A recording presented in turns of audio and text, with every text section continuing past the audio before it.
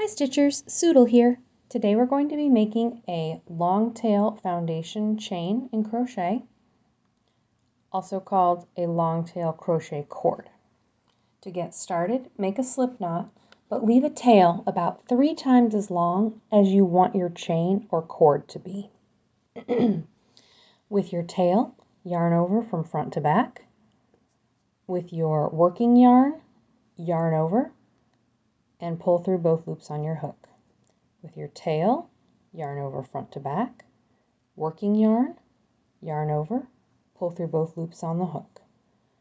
Tail, working yarn, tail, working yarn. So you can see we're getting a really nice cord effect. Now if you want to use this for your foundation chain, do check your gauge because I find this works up a little more tightly than a traditional foundation chain. Thanks for watching and happy stitching!